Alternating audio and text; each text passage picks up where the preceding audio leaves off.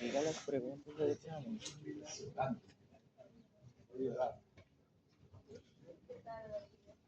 Bueno, el tema de hoy es, como vuelvo a repetir, semiología cardíaca, es cortito.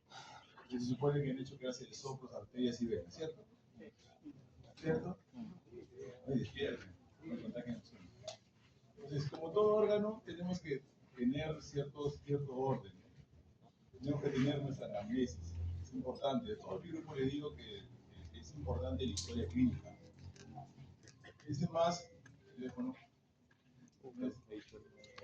Es importante saber por qué viene un paciente, ¿no? ¿De dónde es el paciente? ¿Cuántos años tiene el paciente? Lo importante, ¿cómo se llama? Porque a veces hacemos una historia y probablemente el nombre la identificación es importante. También tenemos que tener en cuenta la raza. No soy racista, pero nuestros afroamericanos, o sea, los negritos, tienen mayor problemas cardiovasculares. Eso también lo dicen los libros. También el tema del sexo. También los hombres tienen ciertas enfermedades y mujeres también. La determinada edad que tenemos cada uno, en cierta etapa de la vida, tenemos algunas patologías. Unas más tempranas, otras más tardías. Pero ahora con el exceso de tabaco, con el exceso de las grasas y todo, ya no vemos un paciente de 50 años hacia adelante que se infarta, ¿no? Vemos pacientes de 30 años, 25 años infartados, ¿no? Que eso no se veía en mi época. En mi época no veía, porque los pacientes ya grandes, de 50, 60 años infartados, era lo esperado, ¿no? Ahora no, ahora todo cambiado, ¿de acuerdo? Entonces, el examen físico, como todo, tiene inspección, palpación, percusión. En este caso la percusión es un poco irrelevante, pero también se va a tocar. Es importante también en cardiología el tema del EKG. Es importante, ese, bueno, el tema no lo voy a tocar, pero todos sabemos que con cualquier paciente cardíaco forzoso tiene que tener al instinto del respiratorio, que no es necesario tomar una placa, ¿no? Todo el mundo le echamos una placa. El cardiópata sí. Siguiente. Entonces, al explorar el corazón tenemos que tenerlo al paciente en decúbito dorsal o sentado, ¿de acuerdo? Es más o menos las posiciones. Bueno, y vamos a hablar un poquito de la posición de Pachón más adelante. Decúbito lateral izquierdo. Siguiente. Como les venía diciendo, vamos a completar el análisis interrogatorio. Tenemos que tener ya le dije, la edad, el sexo, la raza, su ocupación, lugar de procedencia, su alimentación es importante. Ahorita los jóvenes son delgaditos, fitness. En mi época no, comíamos. Entonces ahora no, pero lo vemos los chicos bien, ¿no? A las niñas también, las chicas también. Entonces tienen otro hábito de vida, como otros no. Los hábitos de fumar, de alcohol, no es bueno. Intereses familiares, ¿no? Si papá sufre de hipertensión, diabetes, tienen algún problema cardiópata, una CIA, un CIB, antecedentes patológicos personales, enfermedades anteriores, comienzo de evolución de la enfermedad actual, preguntas para empezar el interrogatorio. El motivo, ¿qué viene el paciente? Next. Entonces, el motivo que viene el paciente es por Disney. Y el aparato respiratorio también, pero es otro tipo de Disney. El aparato respiratorio, como les hablaba los muchachos, por ejemplo, el neumotórax, la teletracia, son enfermedades agudas, rápidas, que llevan a la emergencia. Estas cardíacas te van a llevar de inmediato a la emergencia. Las cardíacas no van a decir, doctor, me duele el pecho un poquito hoy día. No, el viernes me duele un poquito más abajo, me duele el pecho. Y la otra semana me volvió a doler. De orden porque el corazón va a llevar de inmediato a una emergencia. Nadie tiene un infarto. Es un color, bueno, describe un color bastante duro, como una penetrada de una daga.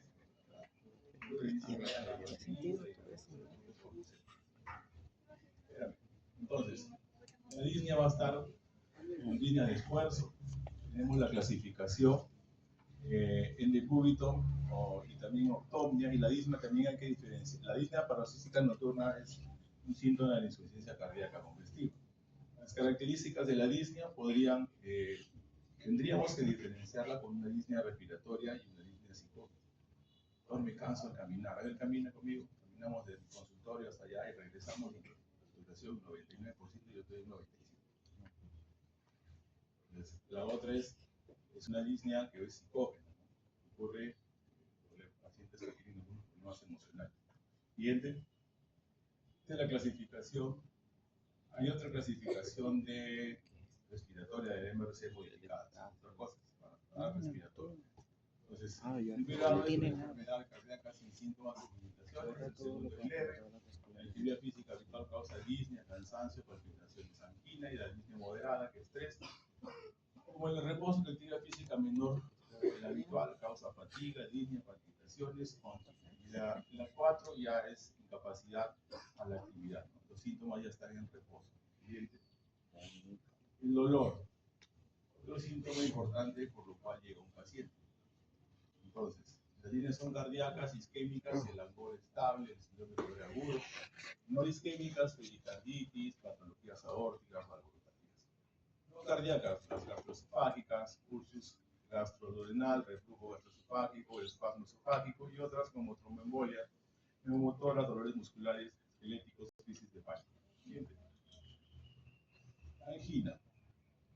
En cuanto al dolor, es un dolor torácico, se presenta cuando en el sistema cardíaco existe una alteración en la oferta y la demanda de sangre oxigenada dentro del corazón a través de las arterias coronarias habitualmente. Es una enfermedad obstructiva de las arterias, se produce un estatus isquémico, puede ser transitoria, una angina de pecho, puede ser prolongada o definitiva como un infarto miocardio. Siguiente. Siguiente. ¿Cómo se clasifica? El grado 1 es una angina solo en el esfuerzo extenuante, gran esfuerzo, presencia angina durante la actividad extenuante, rápida y prolongada. La angina 2, en segundo grado, es una angina con esfuerzo moderado, limitación ligera de las actividades ordinarias cuando se realizan rápidamente. Y grado 3, la angina con esfuerzo leve, cuando ya hacen leves esfuerzos, necesitan caminar 1 o 2 bloques o subir un tramo de escaleras a un ritmo en condiciones normales. Grado 4 es una angina en reposo, necesita ya un esfuerzo para desencadenar la angina. Otros problemas o otros síntomas son las palpitaciones. La percepción consiste en el latido cardíaco bajo, en forma de un golpe precordial más o menos intenso y más o menos molesto. Existen 3 tipos de estos: la taquicardia sinusal, son palpitaciones de inicio más o menos bruscos, no sobrepasan los 140 latidos por minuto. La taquicardia paroxística, son palpitaciones de inicio final brusco y la frecuencia aproximadamente de 200 latidos por minuto. Y las extrasístoles son palpitaciones instantáneas y fugaces, la frecuencia y cadencia son muy variables. ¿Siguiente? Los edemas son otro problema, no solamente el hígado, el riñón va a provocar edemas, también va a provocar el corazón, ¿no? Sobre todo es un aumento del líquido intersticial del ventrículo secundario, una falla del ventrículo derecho. Los ejercicios están determinados principalmente por elevación de la presión arterial hidrostática. La nasarca ya viene a ser ya el edema generalizado, ¿no? En todas las serosas, incluido pleura y peritoneo. Es un signo. El edema subcutáneo puede ser un signo de yuelo o fovea. Siguiente. Vamos a encontrar en las piernas mayores, hasta nuca. El signo de la fovea, tenemos la depresión leve, son 2 milímetros, con una desaparición casi instantánea, como decir, una cruz. La grado 2, la depresión de 4 milímetros con desaparición aproximadamente 10 segundos. 2 cruces, 3 cruces, es la depresión de 6 milímetros con desaparición en 1 minuto. Y el grado 4 o 4 cruces, depresión de 1 centímetro con persistencia de 2 a 5 minutos. Siguiente. Otros dolores, el dolor precordial, el dolor precordial no cardíaco, dolor precordial por padecimiento cardíaco primitivo y dolor precordial por causas musculares no cardíacas. Síncope, otro problema que podemos tener, pérdida brusca y transitoria de la conciencia. Hemoptisis en algunas ocasiones, la expulsión de sangre roja rutilante con un esfuerzo de la tos. También podría haber expectoración hemocólica. Siguiente. Bueno, para examinar paciente, como lo repetí, sentado, con inclinación al frente, supino y la posición del paciente. Siguiente. Vamos a empezar con la inspección. Es un paciente que puede estar de pie, sentado o acostado sobre una camilla y la cabeza apoyada sobre la almohada y los músculos muy relajados. La inspección permite el sujeto a ver si el sujeto es asténico, atlético, ya sabemos todo lo que podemos observar en este paciente. También podemos evidenciar el choque de punta o abovedamientos o pulsaciones de las paredes. Siguiente. Entonces, la conformidad simétrica de la caja torácica con el paciente, vamos a ver la teoría de la localización del corazón. El segundo espacio costal a 1 centímetro fuera del borde esternal, articulación condroesternal al quinto espacio intercostal derecho, el quinto espacio intercostal izquierdo es 7-8 centímetros de la línea media, y el segundo espacio intercostal izquierdo a nivel del borde esternal, más o menos son una referencia. Siguiente. Y vamos a ver el choque de punta. Lo más cercanamente lo tenemos en el quinto espacio intercostal, en la línea medio clavicular. Entonces, este choque de punta es el levantamiento que experimenta la región apical durante la sístole cardíaca. El abovedamiento de la pared precordial, o levantamiento de la pared torácica, que puede verse de gran agrandamiento cardíaco, una cardiomegalia. Las pulsaciones de la pared torácica son levantamientos de la pared torácica ocasionales directos o indirectamente por la contractura cardíaca. Pueden producirse durante la sístole o diástole del corazón. Siguiente. Lo que podemos ver es el signo de Muset. El signo de Muset es que el paciente comienza a tener movimientos del cuello con el latido cardíaco hace esto. Como que estuviera saludando. Tórax, hay que ver si han sido cambios quirúrgicos. El tórax infundibular, pectus excavatus, pectus carinatus, que lo vimos en clase. La circulación colateral por una succión de la vena cava superior subclavia, la ginecomastia, tratamientos en la zona, extremidades, como la acropaquia de dedos de rayos de tambor, lesiones de Lewey, hemorragias de palmas y plantas con dolorosas ligeramente elevadas, nódulos de Bosler, nódulos sensibles elevados, nódulos de hemorragias de astillas pequeñas, los rechos ciliares, eso puede ocurrir en el endocarditis infeccioso. Edema de miembros inferiores por sobrecarga de volumen, lo sabemos, y que es el fortalecimiento sistólico de rechos ciliares en insuficiencia aórtica. Siguiente. La palpación, vamos a la palpación. Es descartar la presencia de levantamientos, especialmente en el borde esternal izquierdo. Verificar la sincronía del primer ruido, el choque de punta en las pulsaciones de la carótida. Descartar la presencia de trip o que indica las anomalias de las válvulas del tabique intraventricular. Siguiente. Entonces, para la palpación, ¿qué requerimos o qué necesitamos confirmar? Definir la localización topográfica y la intensidad del área de choque. Palpamos para diferenciar un dolor de origen cardíaco o de la pared. Durante el quinto espacio intercostal palpamos el latido apexiano o choque de punta, con frecuencia no se evidencia en el cúbito dorsal en personas normales. La maniobra del cúbito izquierdo, la maniobra del pachón, como vemos más adelante, ayuda a evidenciar. Se coloca la palma en la mano derecha en región precordial, como la yema de los dedos, para presionar con exactitud. Esa es la primera figura. Tiene su localización topográfica, intensidad de choque, pide que haga una inspección profunda y así puede identificar el choque de punta. Siguiente. Entonces, la maniobra del Drell es importante también para examinar al paciente, ubica el lado derecho del paciente, ayuda a colocar el talón de la mano con firmeza, como usted en el dibujo, sobre el tercer y cuarto espacio intercostal para esternal izquierdo. Esta se percibe la elevación en sístole intensa y extensa en el área precordial, ¿no? Expansión palpatoria del latido sagital positivo, quiere decir que si ustedes sienten el latido al presionar, es positivo. Siguiente.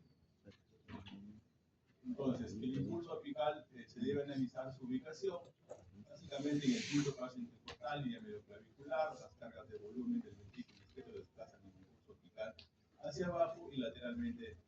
Un hallazgo es muy específico para cardiomegalias y presión de edición baja. Tamaño, un diámetro superior a 4 centímetros, bastante específico en la cardiomegalia. Duración y ritmo en breve no es breve y nunca sobrepasa el mesosístole. Un impulso sostenido que continúa más allá del segundo ruido es patológico. Indica sobrecarga de presión de volumen o una miocardiopatía. La amplitud no se refiere a su duración, sino a una fuerza, un impulso hiperdinámico con la fuerza suficiente para levantar el dedo del examinador y puede darse una sobrecarga de volumen con una comunicación interventricular o intraventricular. Hipodinamia en obesidad o en miocardiopatía congestiva. El número de impulsos es único, los dobles y los triples son patológicos. Siguiente. Es un drill o frémito. El frémito drill es una vibración fina, palpable, el soplo palpable, muy rápida. El área del segundo espacio intercostal derecho o izquierdo, indicado en una turbulencia, es una turbulencia de una interrupción del flujo sanguíneo relacionado con un defecto del cierre de la válvula aórtica y pulmonar. Se da la hipertensión pulmonar y la comunicación interventricular. Siguiente. Prácticamente por esto ya seguro lo han tocado en la clase de arterias para palpar la carótida, se usa el dedo índice y el medio, el dibujo de abajo. Se trata de palpar la carótida. Igual en la parte de izquierda, la misma mano, pero ya se extienden los 4 dedos para poder como agarrar la tráquea, ¿no? Y se va palpando y se va tocando si encontramos el latido. Siguiente. Entonces, ¿qué tenemos que tener en el pulso arterial? Más o menos lo que ya han visto en la clase de arteria. La anatomía de la arteria, sus características, la frecuencia, el número de palpitaciones por minuto, regularidad o duración en el intervalo entre las ondas pulsátiles, igualdad, comparaciones, la tensión, resistencia y compresión de la arteria y la amplitud o la altura de las ondas pulsátiles. Entonces, la frecuencia respiratoria cardíaca va en rango que se descarta de 60 a 100 latidos por minuto en el adulto y 80 a 120 latidos por minuto. Por debajo de esta se domina braditipnia, por encima de las superiores se domina taquicardia. Disfunciones mundiales con frecuencia pulsátil menor a la central se domina déficit de pulso. Siguiente. La taquicina va a aparecer en nosotros podemos ingerir infusiones como café, chocolate, té, se fuma, fármacos, fiebre, aumenta 10 latidos por grado de temperatura, mayor a 37. Ejercicios musculares, hipotiroidismo, miocardiopatía reumática, taquicardia paroxística supraventriculares, taquicardia paroxística ventriculares, aleteo auricular, taquicardias auriculares. Siguiente. Y la causa de la braditipnia va a ser en deportistas, hipotiroidismo, síndrome de hipertensión intracraniana, ictericias obstructivas, betabloqueantes, bradicardia sinusal y bloqueos auriculares. Siguiente. La percusión, como les dije al principio, es un valor limitado, solamente nos va a servir para de repente ver la limitación de dónde a dónde está el corazón, ¿no? Podríamos a veces, si hay un derrame pericárdico grande, pues, se podría ver, pero casi no se usa. Bien. Entonces, en la auscultación vamos a ver básicamente con el diafragma o la campana. Son 5 focos. Son los aórticos, el pulmonar, el accesorio, el umbilical, el cúspide, un par más. Bien. Son focos cardíacos. Ya sabemos que el foco aórtico es el segundo espacio intercostal, la intercostal derecha.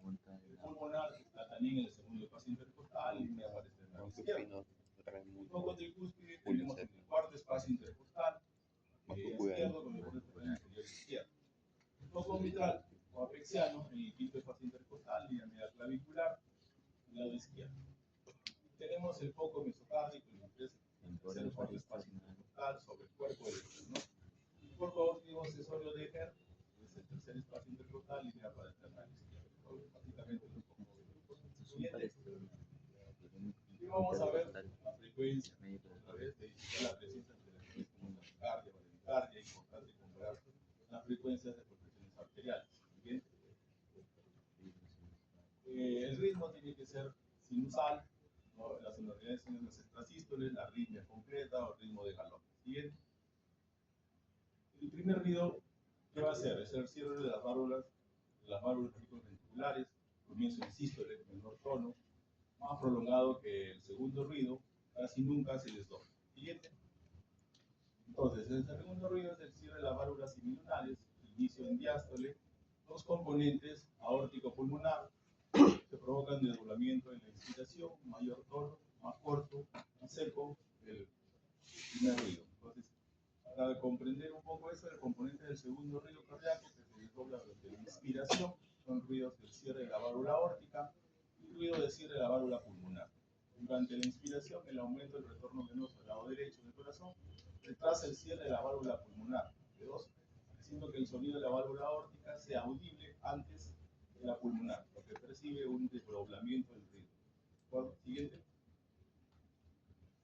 Entonces, ¿qué es el desdoblamiento? Se produce cuando las válvulas mitral o tricúspide o las válvulas pulmonares o aórticas cierran simultáneamente. El desdoblamiento podemos tener el amplio, el desdoblamiento fijo, el desdoblamiento paradójico. Siguiente. El tercer ruido se provoca básicamente en pacientes jóvenes, es lo normal, y en embarazadas. Es normal en estos pacientes. Falla el llenado rápido del diástole, después del segundo ruido, breve, sordo, débil, tono bajo. Escucha menor, mejor en la posición de Pachón y la Zulay. Normal en jóvenes y en las embarazadas. Siguiente. El cuarto ruido sí es patológico, es una contracción auricular antes del primer ruido, siempre es patológico en estenosis aórtica, aumento de la velocidad del ritmo. Siguiente. Soplo, seguro en su clase de soplo ya han visto, tenemos que tener en cuenta, determinar la localización respecto al ciclo cardíaco, si sístole o diástole. Topografía y lugar de auscultación, soplo indicar dónde queda, dónde está, transmisión o radiación, si se irradia al cuello o al brazo o al axilar. Siguiente.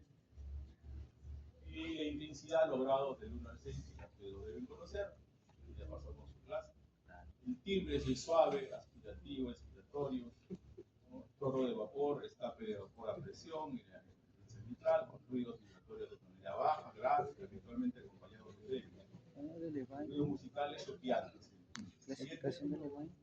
Longitud y configuración son soplos sistólicos, en los cuales tenemos la sección de bolo sistólico, protosistólico, mesosistólico, telesistólico y los continuos. Siguiente. En el diástole se utiliza después del segundo ruido, finalización antes del primer ruido, protosistólico, mesosistólico, telesistólico, soplos continuos. Siguiente. En la parte terminal vamos a ver las maniobras que se van a hacer. Es un paciente sentado, como ven en el dibujo. Inclinación del tórax hacia adelante, lo que permite acercar la base del corazón hasta la pared torácica. Entonces, no solamente decir que es la posición, saber que se acerca el corazón hasta la pared torácica, esto magnifica los ruidos auscultatorios provenientes. ¿Qué se va a auscultar? Válvulas aórticas y pulmonares. Siguiente. En posición de Pachón, el paciente se va a pedir que se coloque como es el dibujo en el circuito lateral izquierdo, con el brazo hacia la cabeza. ¿No? El paciente acostado se logra acercar la punta del corazón hacia el tórax, mejorando la sensación de la palpación del choque de punta y se magnifican los ruidos centrales en la válvula mitral. Esta es la maniobra de la Zulay. Básicamente el paciente está recostado, con el cúbito dorsal, eleva los dos miembros inferiores, superiores e inferiores, magnifica el ruido del corazón izquierdo, también favorece el retorno venoso. Siguiente. Maniobra de Rivero Carvalho. Se escucha el paciente mientras este hace una inspiración profunda, durante la cual aumenta el retorno venoso por la presión de la arteria torácica, modificando los ruidos. El corazón derecho. Entonces, se va a examinar las válvulas tricúspide y las pulmonares. Puede evidenciar en el corte pericárdico el desvanecimiento del segundo ruido. Siguiente. De manera avanzada, básicamente el paciente, como ven en los dibujos, se tiene que hacer para el paciente. Puede tapar la nariz o algún aparatito para poder hacer la presión. Siguiente. Esto.